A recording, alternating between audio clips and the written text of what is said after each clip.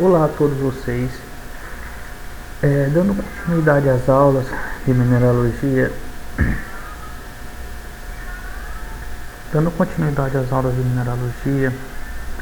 onde nós vimos até o momento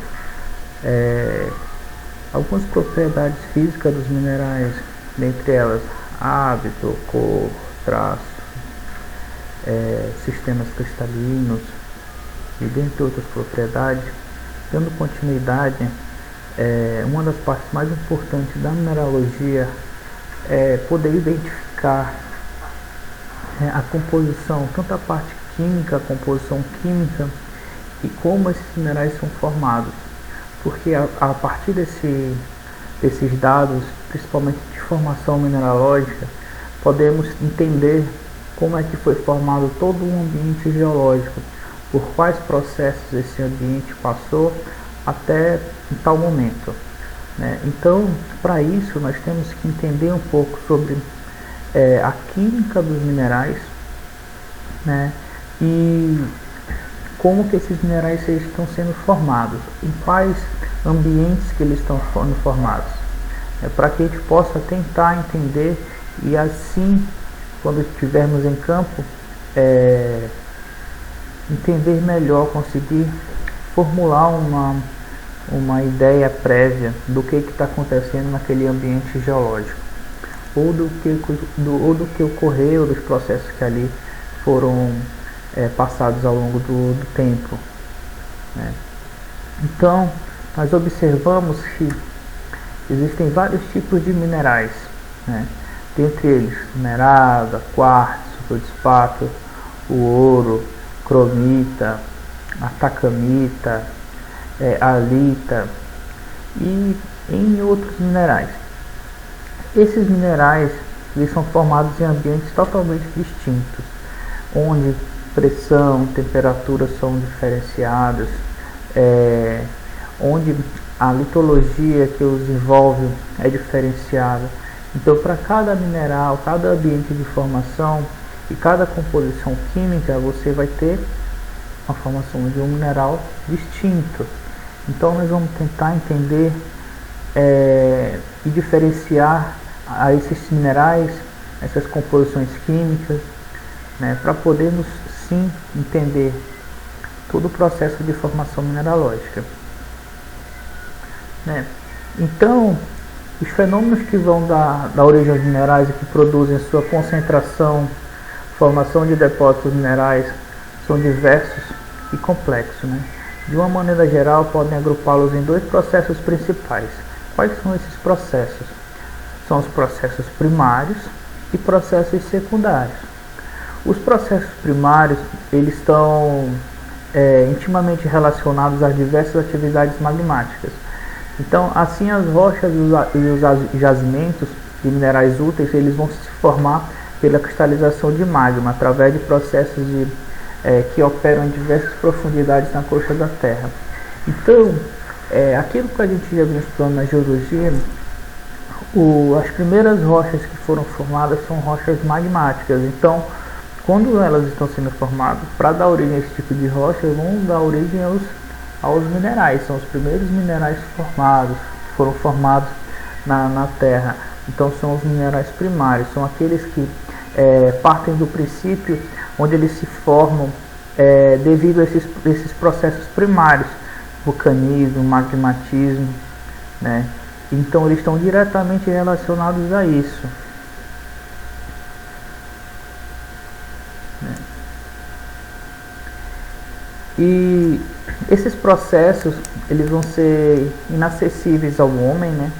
A gente viu que o poço mais profundo do mundo é na Rússia, tem 12, 13 quilômetros de profundidade. Então, para você ter acesso a materiais que estão a 200, 100, 300 quilômetros de profundidade, que são os magmas diretamente, então é muito inacessível ao homem. Então, através disso, qual é a solução? Observar diretamente aqueles vulcões ativos, né? Então, esses dados associados a estudo de composição química dos minerais, dados estruturais do ambiente geológico, as relações entre as rochas magmáticas, jazimentos minerais e ainda associados à lei físico-química, experimentos laboratoriais, eles vão permitir criar ideias de como os minerais se formam em profundidade.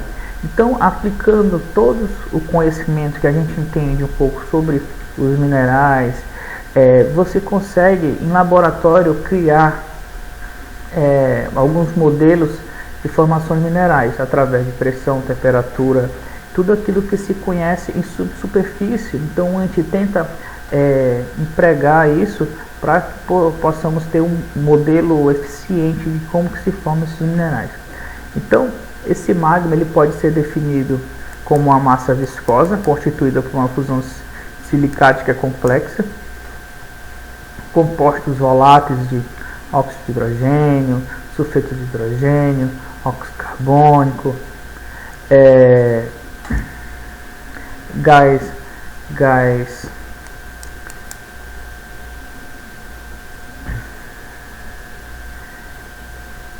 cloreto, flúor, cromo e alguns outros metais, né?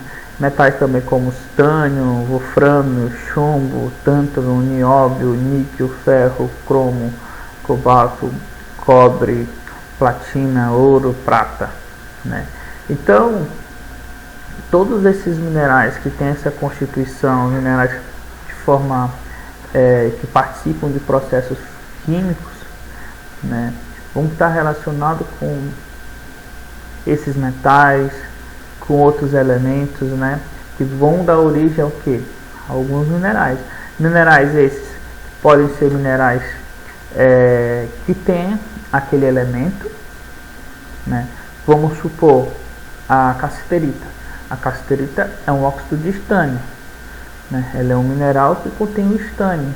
Ou aqueles minerais nativos como cobre, prata, ouro, como nós temos aqui, que são o elemento puro.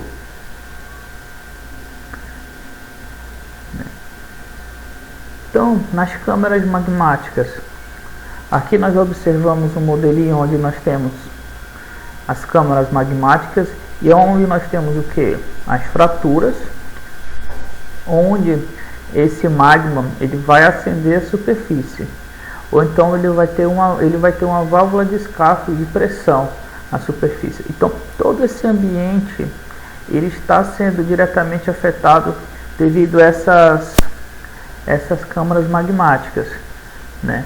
Então quando o material magmático ele se afasta da câmara magmática em direção à crosta, ele experimenta um resfriamento lento.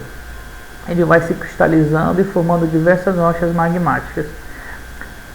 O material ele tá numa temperatura de alta temperatura, alta pressão. Quando ele tem esse escape, é lógico que essas rochas que estão ao entorno vão estar rochas mais frias, além dos fluidos, a água e tudo mais que vão percolar esse ambiente.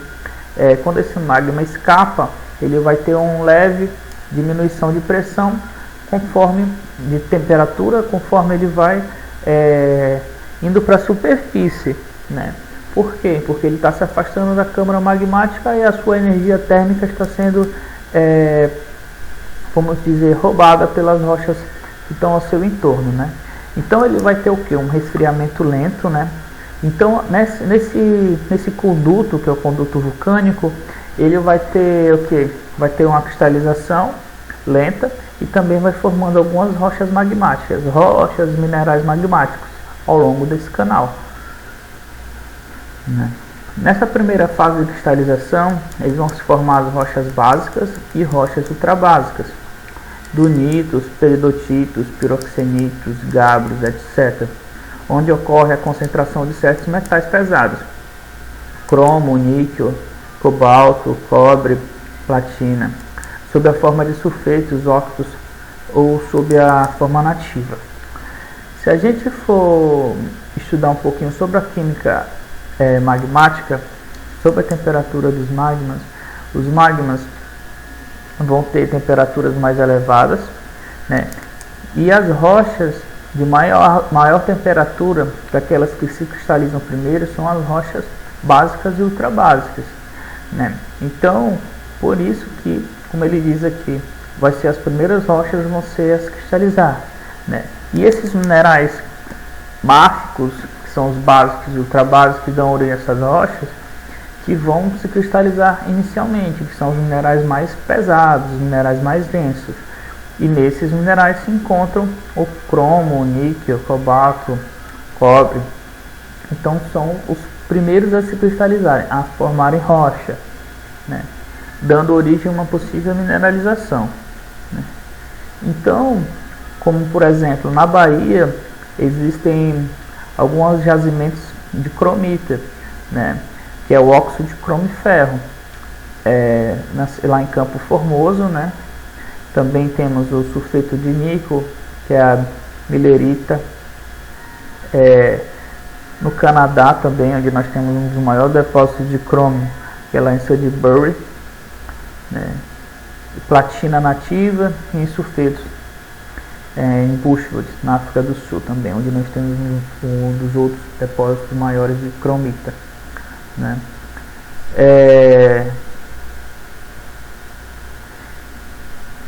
Então, as câmaras magmáticas, depois dessa fase de cristalização inicial, ainda sobram como resíduo do magma original metais como estânio, chumbo, wolframio, molibdênio, ouro, prata, né? E alguns silicatos residuais. Então, eles vão constituir o que? Esses magmas residuais, que foram esses magmas que restaram, né? Que ainda não foram silificados e não geraram rocha ainda. Então, graças à presença desses voláteis, de alguns voláteis, são facilmente deslocados através da zona de fraqueza, né? Fraturas e fendas, e vão dar origem ao que? Alguns pegmatitos e veios hidrotermais. Então, esse fluido que restou, rico em estânio, chumbo, wolframio e outros, esse magma residual, ele vai estar rico em voláteis, muita sílica também vai ter no material. E o que acontece? Ele vai posteriormente preencher o restante das fendas, fraturas que tiverem sido ocasionados pelo magmatismo primário, né? Então, essa região sobrejacente às rochas magmáticas, né, que é essa região superior, pode ser constituída por rochas metamórficas ou sedimentares, e zonas mais próximas ao contato são profundamente afetadas pela temperatura do material magmático. Então, o que se diz? Nessa parte mais roxinha, onde nós estamos observando, vão ser as rochas que já estavam ali, sedimentares, ou até próprias rochas ígneas, mas basicamente sedimentares, que estão diretamente em contato com a câmara magmática. Elas vão sofrer o que? Um metamorfismo de contato, onde você tem um aumento da temperatura na sua circunvizinhança, formando outros minerais. São os minerais neoformados, e são minerais metamórficos. Aí nós temos escalas de metamorfismo, que podem ser escala de metamorfismo baixa até alto grau de metamorfismo. E nas suas zonas mais distantes, mais distais, também vai ter metamorfismo, né? Mas um metamorfismo menos acentuado, onde nós vamos ter metamorfismos mais baixos, onde nós vamos ter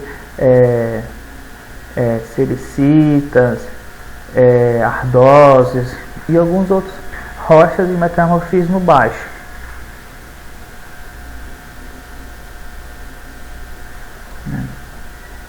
Então, alguns exemplos de metamorfismo de contato de hidrotermais com mineralizações em rochas sedimentares. Então, essa mineralização que a gente busca, ela geralmente vai estar associada a esse tipo de ambiente, né? Principalmente minerações de rochas ígneas, né? Que não é o que a gente está estudando, que a gente vem buscando, que é o caso ali, por exemplo, o caso de Pitinga, né? Então aqui nós temos o que? Todo um esquema litológico de uma região, onde nós temos uma intrusão ígnea, que é o que dizemos que é o Plutão, né? Esse Plutão, ele quando esse magma ele rompeu a crosta e se alojou nessa profundidade, o que ocasionou? Ele ocasionou esse metamorfismo de contato, né? Esse metamorfismo de contato nessa zona de depósito, né? E aqui nós temos o que? Toda a litologia que era constituinte, que no caso sandstone, que são os arenitos, os folheiros, calcários, folheiros e calcários. Então toda essa rocha está mais proximal, ela da câmara magmática gerou metamorfismo. E o que aconteceu? Todo esse Plutão, ele se alojou, ele ocasionou o que? Fraturas. E essas fraturas vão ser preenchidas por aqueles fluidos que nós falamos. Então esses fluidos vão estar ricos em materiais e mineralizadores, no caso, né? Então essas zonas são chamadas de zonas de contato, né? Onde podem ser encontradas concentrações de ferro e wolframio sob a forma de óxido, ferro como magmatita, wolframio como scheelita, wolframita, né? Zonas de metamorfismo de contato podem ocorrer depósitos minerais, né? Então a gente observa que a zona de contato é maior no calcário que no arenito ou no folheiro, né? Isto acontece porque o calcário é mais reativo quimicamente durante o metamorfismo de contato. E uma das rochas principal metamórfica do calcário, que é uma rocha sedimentar, quando esse calcário ele se metamorfiza, ele gera inicialmente o que? Mármore. Então, o mármore é indicativo dessa zona. Então, se a gente está em campo, encontra-se um mármore, então provavelmente ali você teve uma intrusão granítica, você teve uma intrusão ígnea, né? Então, você pode estar sendo associado a zona de mineralização. Não só mineralizar o mármore, como muitos fazem, mas também procurar as mineralizações, né? Que são os veios, né, principalmente, onde que a gente pode encontrar o ouro e outros elementos, né? Então, a reestruturação dos minerais, ela, durante o processo metamórfico, se chama de recristalização, né? Que ela é característica pela temperatura e pela pressão. Então, o que acontece? Esse material, esse mineral está sendo recristalizado, está mudando sua estrutura, né? Então aqui nós temos uma zona onde nós temos um contato, né? Onde nós temos um basalto, que o basalto é uma rocha ígnea, só que esse basalto ele é extrusivo. Porém, esse basalto extrusivo, quando ele teve contato com o quê? Com esse calcário, que é esse calcário 100% calcita, ele deu origem ao quê? A esse mármore. Então, devido a essa temperatura desse basalto na época de formação, esse mármore, esse calcário que existia aqui, ele se recristalizou, mudou sua estrutura, gerando o quê?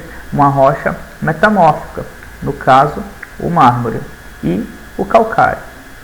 A gente também consegue, através de estudos de lâmina e tudo mais, se a gente fizesse nesse calcário, nesse ponto de contato aqui entre as rochas, a gente consegue observar a mudança do metamorfismo, a diminuição do grau de metamorfismo conforme você vai se distanciando do contato. Então, depósitos hidrotermais, eles ocorrem geralmente sob a forma de veios.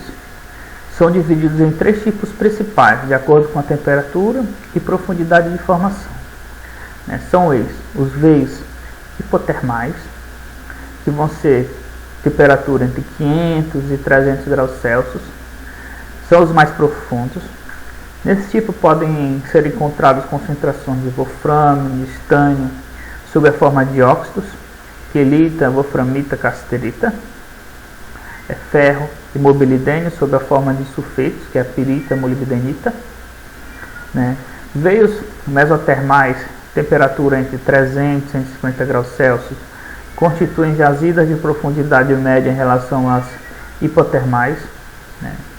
Os minerais encontrados são os sulfetos, né? Sulfeto de chumbo, de zinco, de cobre, sulfeto de prata, galena, esfarelita, calcocita, argentita, e ainda sobre o ouro sobre a forma nativa, né? E veios epitermais, que são veios que são formados onde o fluido vai ter temperatura entre 150 e 300 graus Celsius, e são jazidas hidrotermais de menor profundidade. Minerais característicos dessa zona de sulfeto são a prata, o cinábrio e a antimonita. Desculpem. São também frequentes nesse tipo de jazida a presença de zeólitos, ametistas, quartzo, preenchendo cavidades em forma de drusas e geodos. Então, a gente entendendo um pouco os minerais que são formados em cada tipo de veios hidrotermais, né, a gente consegue definir a temperatura de formação daquele veio.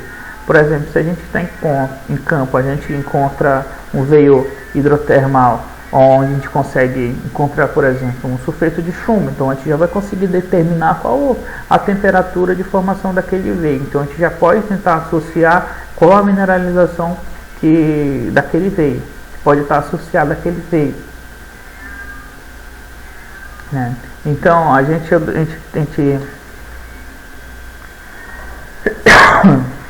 aqui nós temos um modelo esquemático de como que são geradas as fontes termais, no caso, e também que elas auxiliam na formação dos veios.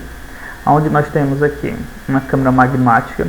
Aqui nós temos uma rocha que está sendo aquecida pelo metamorfismo de contato com a câmara magmática, e toda a água de infiltração, tanto a água do aquífero como também a água que penetra as cavidades, né? Então essa água, quando ela entra em contato com essa rocha superaquecida, o que acontece? Ela gera pressão, aumenta a temperatura, e a água, quando ela tem uma alta temperatura, o que acontece? Ela diminui a densidade. Então, aumentando a pressão, diminuindo a densidade, o que ela tende? Ela tende a subir, né? Então, se ela tende a subir, ela vai gerar o que? Os geysers, as fumarolas. Vai depender da temperatura subsuperficial, né? Então aqui nós temos como que seria um veio pegmatítico. Esse veio pegmatítico ele é formado por zonas, né? Então aqui nós temos não zonados, onde nós vamos ter alguns minerais como quartzo, feldespato, mica, né? E da parte são os minerais que são zonados, onde nós temos minerais fonte de lítio, rubídio,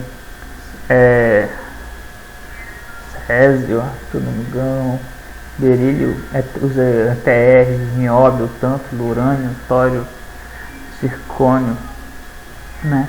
Onde nós temos o que? As gemas. Então o que nos importa é essa parte zonada, onde nós encontramos gemas como topázio, água marinha, turmalina, além dos minerais mineralizados, né? E também minerais industriais, quartzo, mica.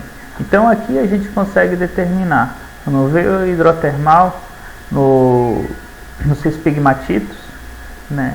Aonde na sua estrutura, onde nós podemos encontrar os diferentes minerais, né? Onde mais distais do núcleo nós temos os não zonados, mais proximais nós temos os minerais zonados, onde nós vamos ter todos esses elementos, esses minerais formados: feldespato, turmalina, berílio, plagioclase, columbite, tantalita, né?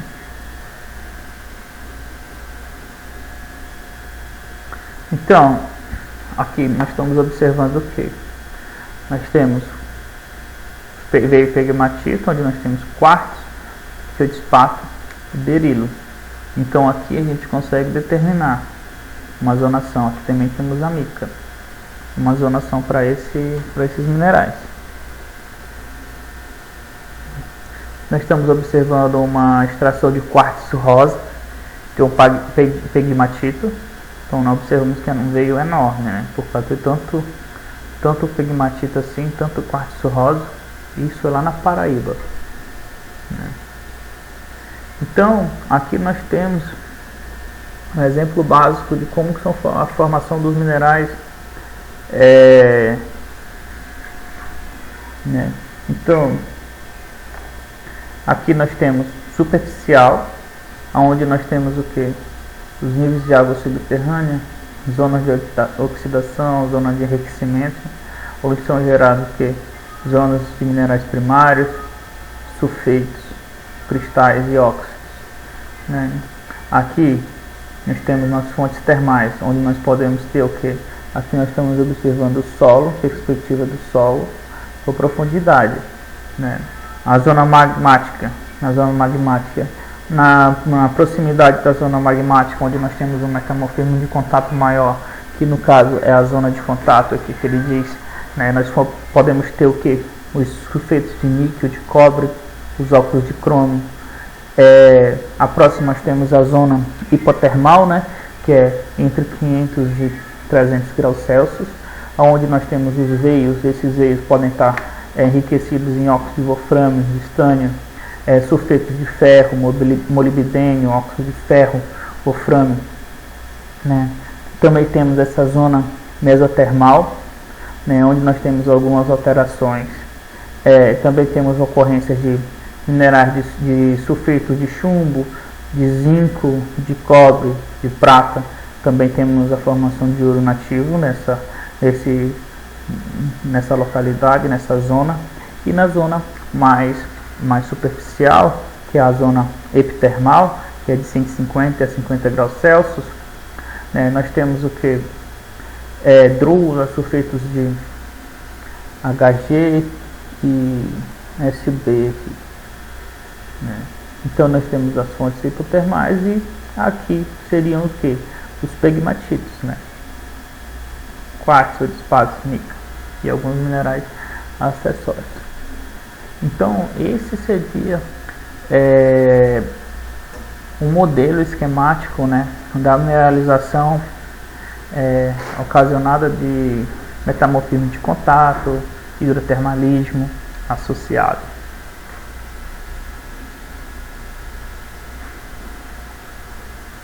Então, obrigado a todos vocês. Até a próxima aula.